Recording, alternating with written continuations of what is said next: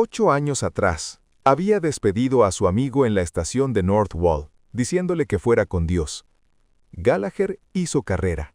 Se veía enseguida, por su aire viajero, su traje de lana bien cortado y su acento decidido.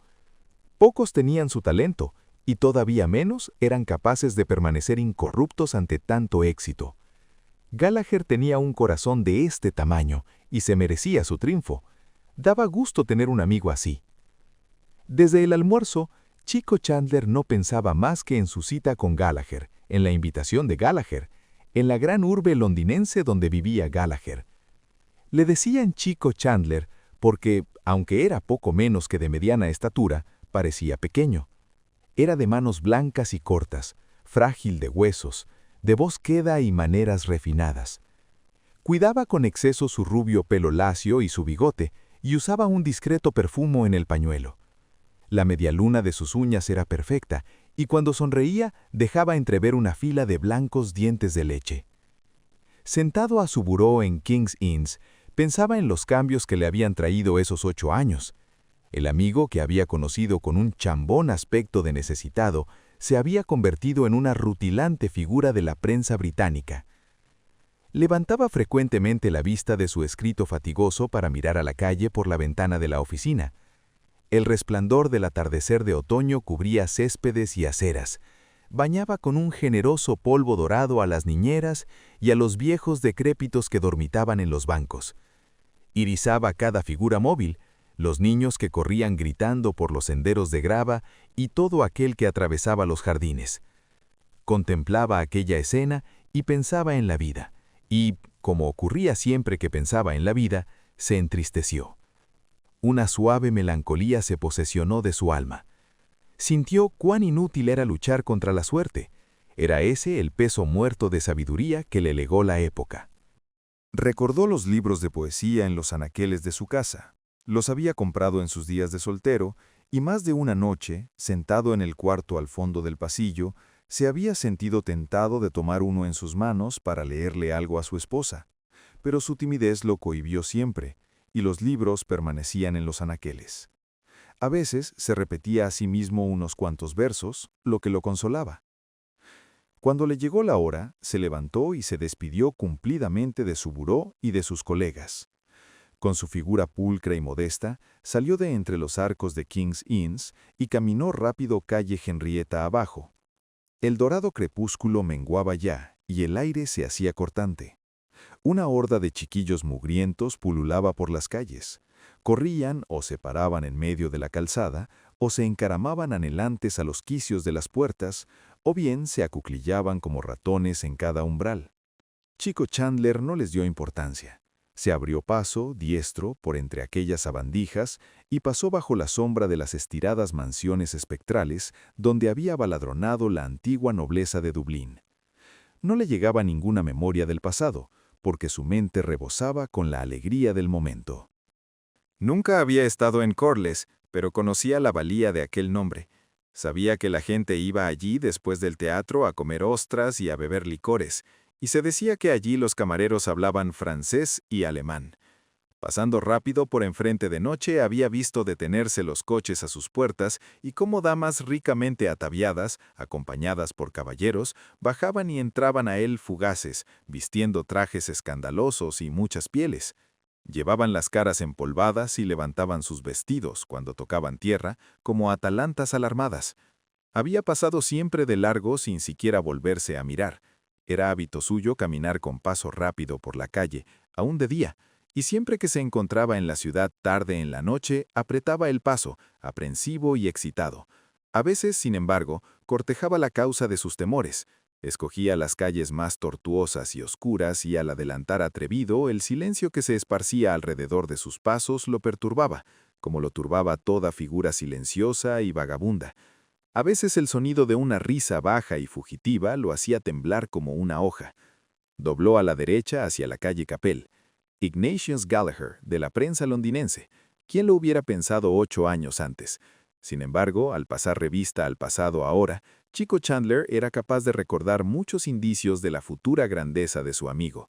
La gente acostumbraba a decir que Ignatius Gallagher era alocado.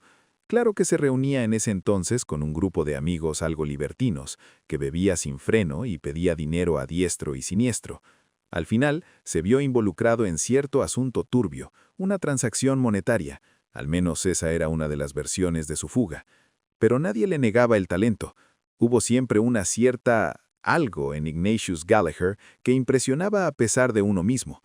Aun cuando estaba en un aprieto y le fallaban los recursos, conservaba su desfachatez. Chico Chandler recordó, y ese recuerdo lo hizo ruborizarse de orgullo un tanto, uno de los dichos de Ignatius Gallagher cuando andaba escaso. Ahora un receso, caballeros, solía decir a la ligera. ¿Dónde está mi gorra de pegar? Eso retrataba a Ignatius Gallagher por entero. Pero maldita sea, había que admirarlo. Chico Chandler apresuró el paso. Por primera vez en su vida se sintió superior a la gente que pasaba. Por primera vez su alma se rebelaba contra la insulsa falta de elegancia de la calle Capel. No había duda de ello. Si uno quería tener éxito, tenía que largarse. No había nada que hacer en Dublín. Al cruzar el puente de Grattan, miró río abajo, a la parte mala del malecón, y se compadeció de las chozas, tan chatas. Le parecieron una banda de mendigos acurrucados a orillas del río, sus viejos gabanes cubiertos por el polvo y el hollín, estupefactos a la vista del crepúsculo y esperando por el primer sereno helado que los obligara a levantarse, sacudirse y echar a andar.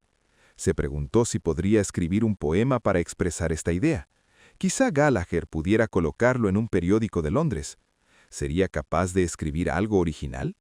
No sabía qué quería expresar, pero la idea de haber sido tocado por la gracia de un momento poético le creció dentro como una esperanza en embrión. Apretó el paso, decidido.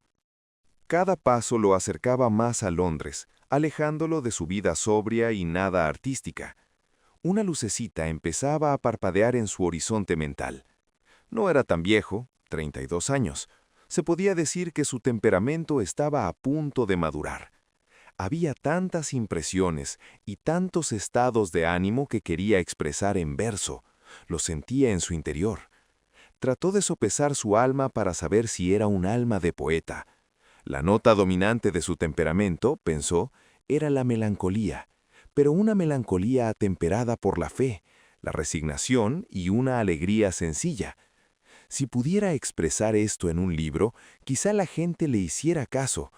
Nunca sería popular, lo veía. No podría mover multitudes, pero podría conmover a un pequeño núcleo de almas afines. Los críticos ingleses, tal vez, lo reconocerían como miembro de la escuela celta, en razón del tono melancólico de sus poemas. Además, que dejaría caer algunas alusiones. Comenzó a inventar las oraciones y frases que merecerían sus libros. El señor Chandler tiene el don del verso gracioso y fácil. Una anhelante tristeza invade estos poemas. La nota celta. Qué pena que su nombre no pareciera más irlandés. Tal vez fuera mejor colocar su segundo apellido delante del primero. Thomas Malone Chandler. O mejor todavía, T. Malone Chandler. Le hablaría a Gallagher de este asunto. Persiguió sus sueños con tal ardor que pasó la calle de largo y tuvo que regresar. Antes de llegar a Corliss's, su agitación anterior empezó a apoderarse de él y se detuvo en la puerta, indeciso. Finalmente abrió la puerta y entró. La luz y el ruido del bar lo clavaron a la entrada por un momento. Miró a su alrededor, pero se le iba la vista confundido con tantos vasos de vino rojo y verde deslumbrándolo. El bar parecía estar lleno de gente, y sintió que la gente lo observaba con curiosidad. Miró rápido a izquierda y derecha, frunciendo las cejas ligeramente para hacer ver que la gestión era seria, pero cuando se le aclaró la vista, vio que nadie se había vuelto a mirarlo, y allí, por supuesto, estaba Ignatius Gallagher de espaldas al mostrador y con las piernas bien separadas. Hola, Tommy, héroe antiguo. Por fin llegas. ¿Qué quieres? ¿Qué vas a tomar? Estoy bebiendo whisky. Es mucho mejor que al otro lado del charco. ¿Soda? ¿Litia? ¿Nada de agua mineral? Yo soy lo mismo. Le echa a perder el gusto. Vamos, garzón, sé bueno y tráenos 2 líneas de whisky de Malta. Bien, ¿y cómo te fue desde que te vi la última vez? Dios mío, qué viejos nos estamos poniendo. ¿Notas que envejezco o qué? Canoso y casi calvo acá arriba, ¿no? Ignatius Gallagher se quitó el sombrero y exhibió una cabeza casi pelada al rape. Tenía una cara pesada, pálida y bien afeitada. Sus ojos, que eran casi color azul pizarra, aliviaban su palidez enfermiza y brillaban aún por sobre el naranja vivo de su corbata. Entre estas dos facciones en lucha, sus labios se veían largos, sin color y sin forma. Inclinó la cabeza y se palpó con 2 dedos compasivos el pelo ralo. Chico Chandler negó con la cabeza. Ignatius Gallagher se volvió a poner el sombrero. El periodismo, dijo, acaba. Hay que andar rápido y sigiloso detrás de la noticia, y eso si la encuentras, y luego que lo que escribas resulte novedoso.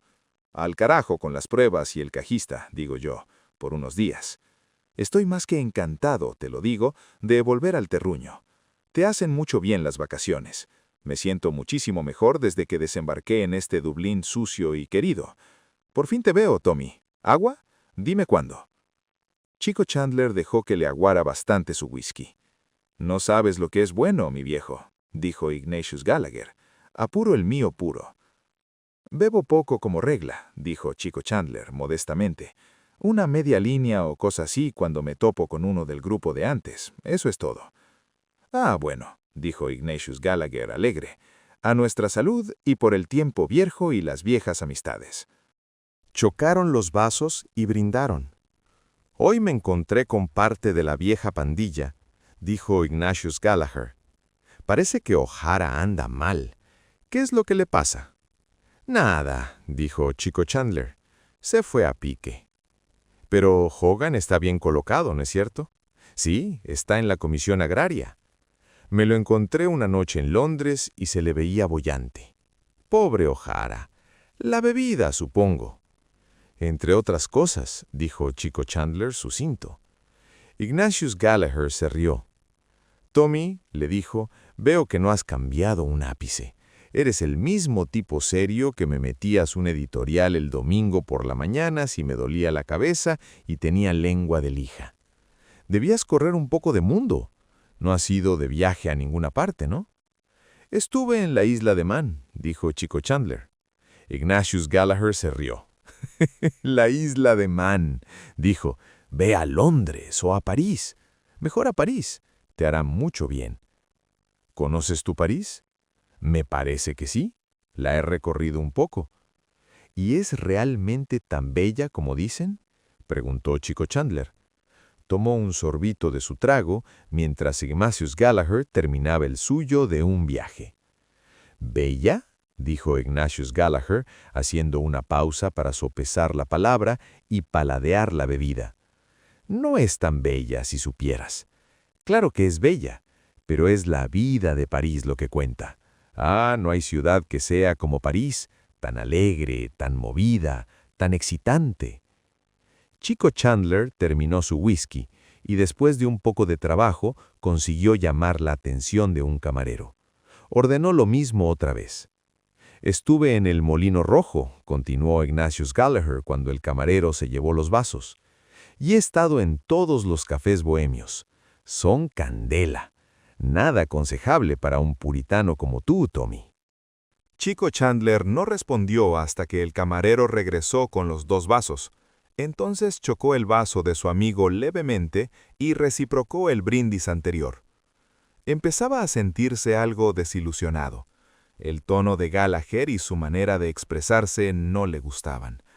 Había algo vulgar en su amigo que no había notado antes, pero tal vez fuera resultado de vivir en Londres, en el ajetreo y la competencia periodística.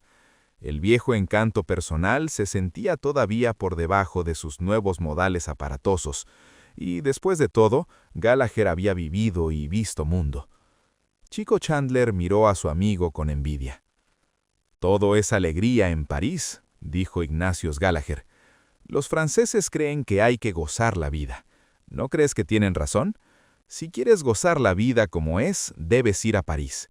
Y déjame decirte que los irlandeses les caemos de lo mejor a los franceses. Cuando se enteraban que era de Irlanda, muchacho, me querían comer». Chico Chandler bebió 5 o 6 sorbos de su vaso. «Pero dime», le dijo, ¿Es verdad que París es tan inmoral como dicen? Ignatius Gallagher hizo un gesto católico con la mano derecha. Todos los lugares son inmorales, dijo. Claro que hay cosas escabrosas en París, si te vas a uno de esos bailes de estudiantes, por ejemplo. Muy animados, si tú quieres, cuando las cocottes se sueltan la melena. Tú sabes lo que son, supongo. He oído hablar de ellas, dijo Chico Chandler. Ignatius Gallagher bebió de su whisky y meneó la cabeza. Tú dirás lo que quieras, pero no hay mujer como la parisina, en cuanto a estilo, a soltura. Luego es una ciudad inmoral, dijo Chico Chandler, con insistencia tímida. Quiero decir, comparada con Londres o con Dublín. Londres, dijo Ignatius Gallagher. Eso es media mitad de una cosa y 3/4 de la otra. Pregúntale a Hogan, amigo mío, que le enseñé algo de Londres cuando estuvo allá, ya que abrirá él los ojos. Tommy, viejo, que no es ponche, es whisky, de un solo viaje. ¿De veras no? Ah, vamos, que uno más no te va a matar. ¿Qué va a hacer? ¿De lo mismo, supongo? Bueno, vaya. François repite aquí. ¿Un purro, Tommy? Ignatius Gallagher sacó su tabaquera. Los dos amigos encendieron sus cigarros y fumaron en silencio hasta que llegaron los tragos.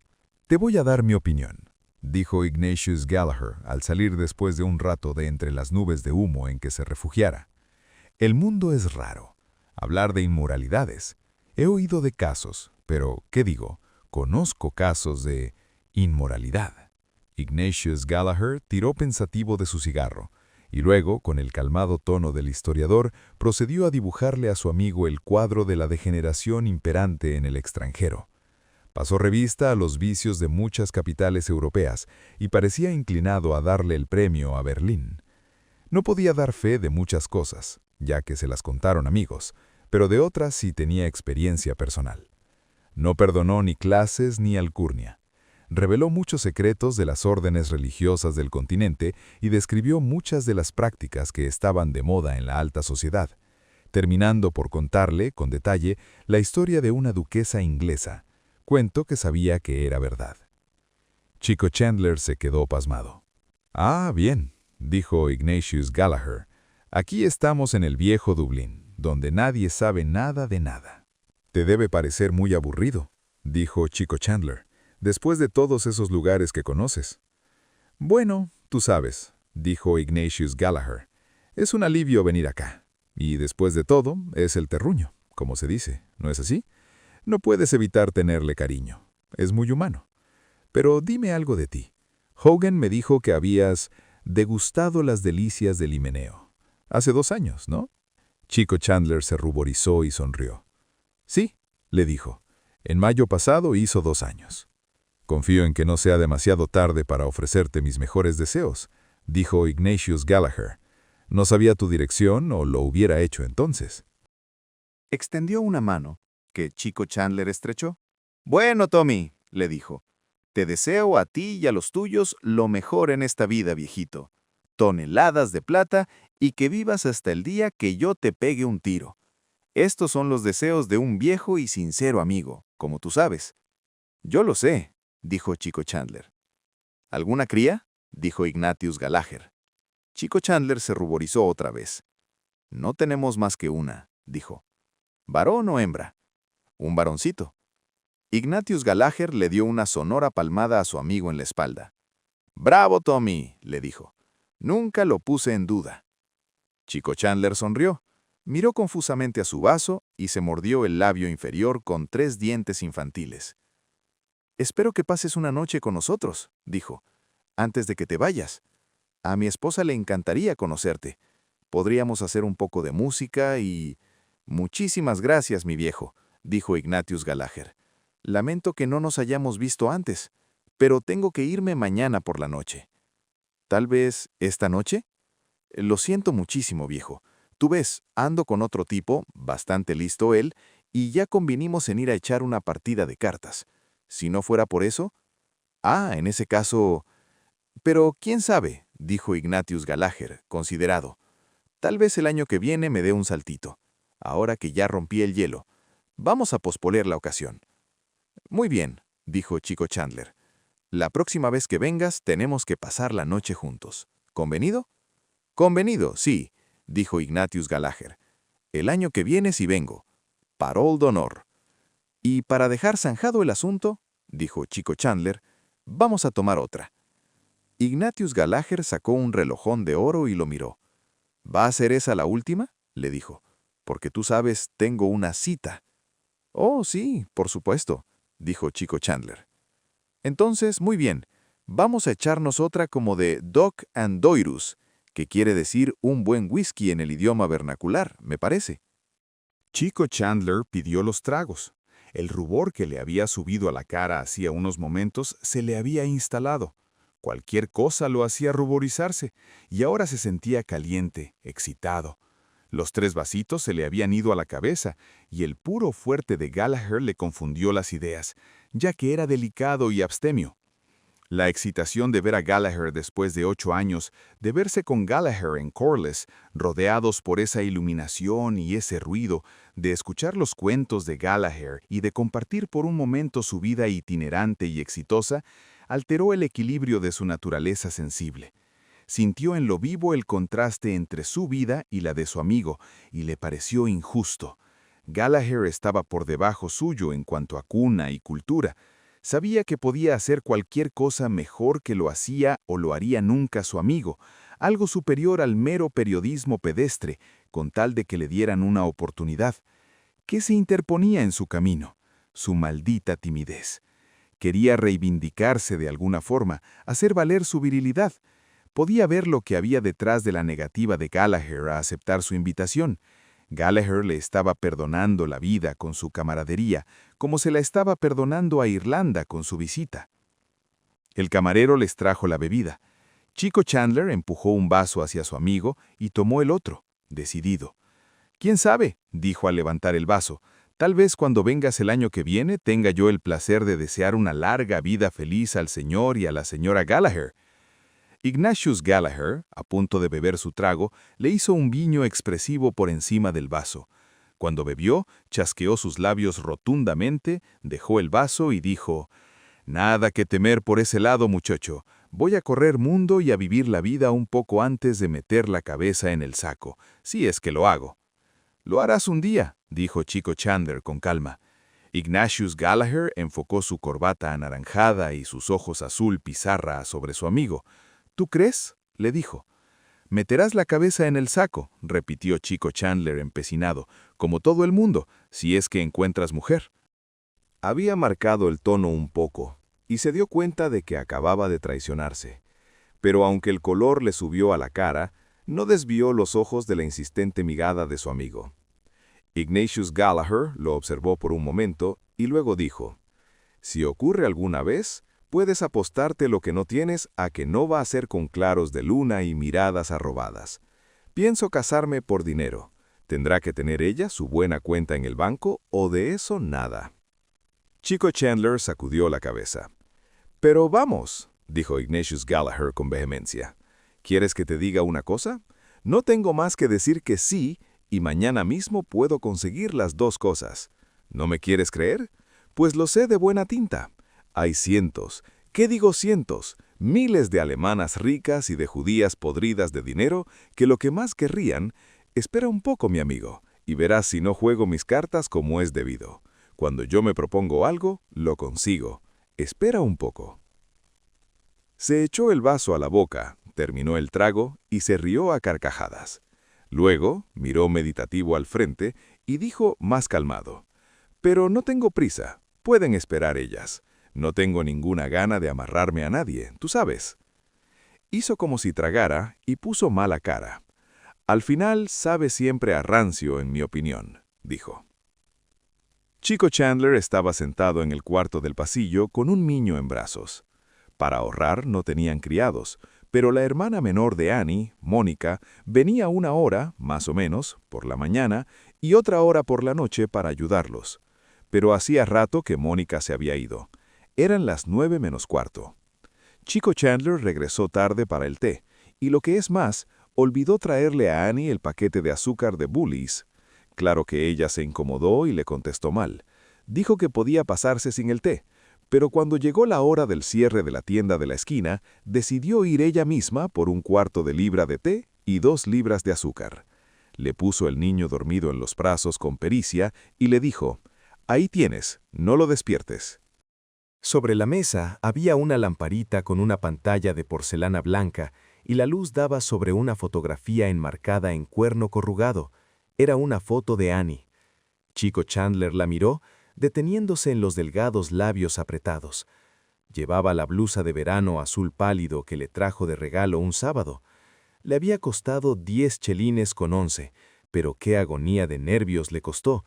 Cómo sufrió ese día esperando a que se vaciara la tienda, de pie frente al mostrador, tratando de aparecer calmado mientras la vendedora apilaba las blusas frente a él, pagando en la caja y olvidándose de coger el penique devuelto, mandado a buscar por la cajera, y finalmente tratando de ocultar su rubor cuando salía de la tienda, examinando el paquete para ver si estaba bien atado. Cuando le trajo la blusa, Annie lo besó y le dijo que era muy bonita y a la moda, pero cuando él le dijo el precio, tiró la blusa sobre la mesa y dijo que era un atraco cobrar 10 chelines con 10 por eso. Al principio quería devolverla, pero cuando se la probó, quedó encantada, sobre todo con el corte de las mangas, y le dio otro beso y le dijo que era muy bueno al acordarse de ella. Miró en frío los ojos de la foto y en frío ellos le devolvieron la mirada. Cierto que eran lindos y la cara misma era bonita, pero había algo mezquino en ella. ¿Por qué eran tan de señorona inconsciente? La compostura de aquellos ojos lo irritaba, lo repelían y lo desafiaban. No había pasión en ellos, ningún arrebato. Pensó en lo que dijo Gallagher de las judías ricas. Esos ojos negros y orientales, pensó, tan llenos de pasión, de anhelos voluptuosos. ¿Por qué se había casado con esos ojos de la fotografía? Se sorprendió haciéndose la pregunta y miró, nervioso, alrededor del cuarto. Encontró algo mezquino en el lindo mobiliario que comprara a plazos. Annie fue quien lo escogió, y a ella se parecían los muebles. Las piezas eran tan pretenciosas y lindas como ella. Se le despertó un sordo resentimiento contra su vida. ¿Podría escapar de la casita? ¿Era demasiado tarde para vivir una vida aventurera como Gallagher? ¿Podría irse a Londres? Había que pagar los muebles todavía. Si solo pudiera escribir un libro y publicarlo, tal vez eso le abriría camino. Un volumen de los poemas de Byron descansaba en la mesa. Lo abrió cauteloso con la mano izquierda para no despertar al niño y empezó a leer los primeros poemas del libro. Quedo el viento y queda la pena vespertina. Ni el más leve céfiro ronda la enramada. Cuando vuelvo a ver la tumba de mi Margarita y esparzo las flores sobre la tierra amada. Hizo una pausa. Sintió el ritmo de los versos rondar por el cuarto. ¡Cuánta melancolía! ¿Podría él también escribir versos así? ¿Expresar la melancolía de su alma en un poema? Había tantas cosas que quería describir. La sensación de hace unas horas en el puente de Grattan, por ejemplo. Si pudiera volver a aquel estado de ánimo. El niño se despertó y empezó a gritar. Dejó la página para tratar de callarlo, pero no se callaba.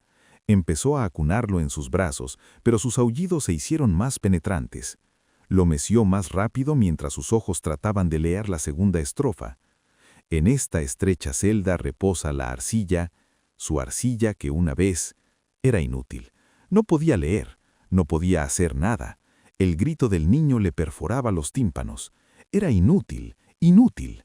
Estaba condenado a cadena perpetua. Sus brazos temblaron de rabia, y de pronto, inclinándose sobre la cara del niño, le gritó, «¡Basta!». El niño se cayó por un instante, tuvo un espasmo de miedo y volvió a gritar. Se levantó de su silla de un salto y dio vueltas presurosas por el cuarto cargando al niño en brazos. Sollozaba lastimoso, desmoreciéndose por 4 o 5 segundos y luego reventando de nuevo. Las delgadas paredes del cuarto hacían eco al ruido.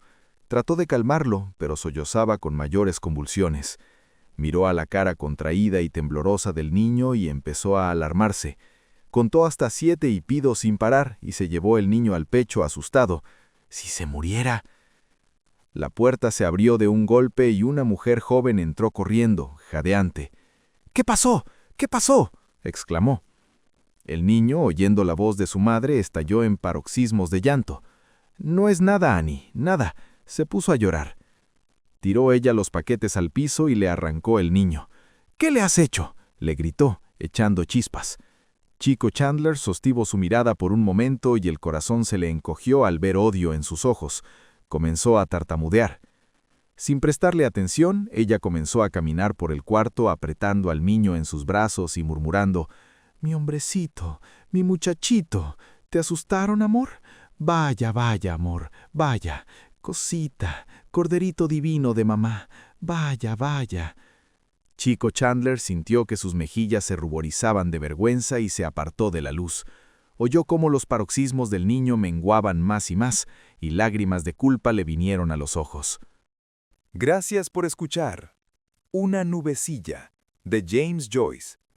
Si este audiolibro fue de tu agrado, no te olvides de presionar el botón de like en el video y suscríbete al Club del Vocablo para escuchar más literatura universal. Haz clic en el recuadro para ir al siguiente audiolibro.